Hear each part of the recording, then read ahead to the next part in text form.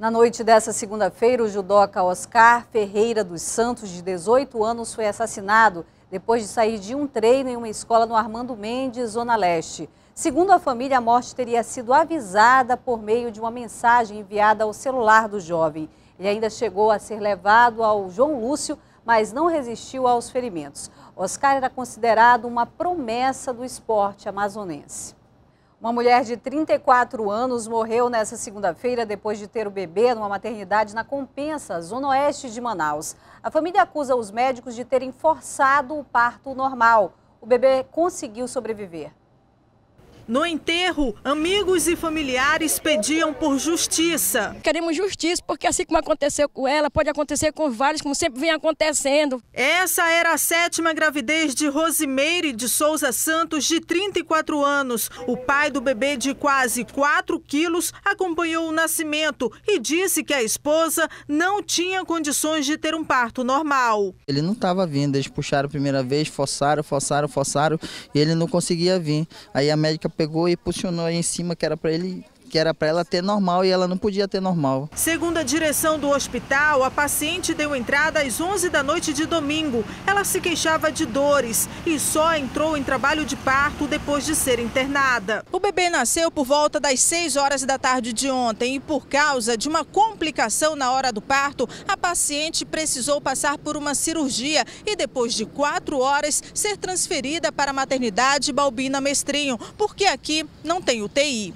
O pai registrou fotos do útero que foi retirado. A transferência para outra unidade só aconteceu 4 horas depois. Segundo o diretor da maternidade, a morte foi uma fatalidade. Além disso, Rosimeire teria passado por 2 consultas de pré-natal, quando indicados são pelo menos 6. Ela também não teria concluído o tratamento de infecção urinária. Nós temos uma obrigação aqui da condução do parto normal.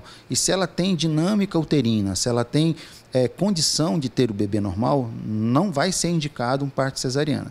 E ela tinha essa condição? Tinha, segundo o plantonista, sim. Vou recorrer aos vereadores e o Ministério Público que tome providência, porque tem profissionais dignos que se formam para ser um profissional, mas tem profissional que não quer saber de trabalhar, quer saber de ganhar dinheiro.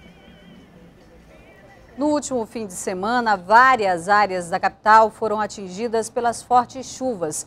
2 pessoas morreram. E segundo o CIPAM, a previsão para este mês de março é de mais temporais. A madrugada do último sábado foi de pânico em várias áreas da capital. Casas foram inundadas, carros arrastados pela força da água.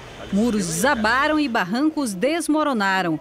Tudo por causa da chuva que durou quase 12 horas. 2 pessoas morreram e 90 ocorrências foram registradas pela Defesa Civil de Manaus. O órgão já mapeou as áreas de maior risco. A gente orienta as comunidades que possuem casas em situação de área de risco para que em dias de fortes chuvas procurem um local seguro, casas de parentes, casas de vizinhos, para que possa esperar que essa chuva passe e eles possam retornar para suas casas. Em 11 dias já choveu 216 milímetros aqui em Manaus. E segundo o CIPAM, como deve vir mais água por aí, a previsão é que em março a cota de 300 milímetros seja ultrapassada. A gente está no primeiro terço do mês, né? Então a gente já teve desses 10 dias esse mês, 7 dias de precipitação.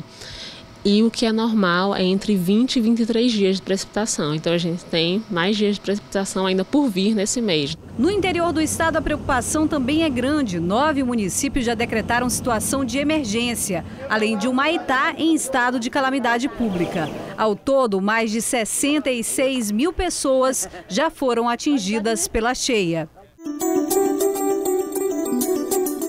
Em Manaus, a quarta-feira vai ser de tempo nublado, mínima de 24 e máxima de 32 graus. Em Manaquiri, Rio Preto da Eva e Benjamin Constant, o tempo também vai ser encoberto, mínima de 24 e máxima de 32 graus. Todos os dias no complexo viário Gilberto Mestrinho, a Bola do Coroado, a situação é a mesma. Engarrafamentos para todos os lados. Até quando não é horário de pico, o fluxo de veículos é intenso. Uma disputa por espaço entre carros, ônibus e caminhões. Resultado, confusão e congestionamento. O complexo foi criado para desafogar o trânsito de várias zonas da cidade, mas na prática a ideia não deu muito certo. O percurso que eu podia tomar em 30 minutos, eu tomo em uma hora e meia. É meio complicado. Todo dia é assim mesmo. Não muda isso aqui. No Gilberto Mestrinho, os veículos vêm de todos os cantos. Avenida André Araújo, Avenida General Rodrigo Otávio, Alameda Cosme Ferreira, Avenida das Torres e Efigênio Salles. Em algumas dessas vias, há a opção de escoamento por passagens subterrâneas ou até mesmo por cima do viaduto. Mas essas alternativas não são suficientes. O transporte coletivo poderia ser uma opção. Engarrafamento existe, mas se nós pudermos minimizar isso, investindo no transporte público, nós conseguiremos um grande avanço. Por hora, em média, 13 mil carros passam pelo local em horário de pico. Para o Manaus Trans, a saída pode ser a construção de novas vias. 2 dos 3 projetos prioritários, eles têm reflexo direto na rotatória do Coroado. Um deles é uma ligação leste-oeste que seria feita ao norte da rotatória.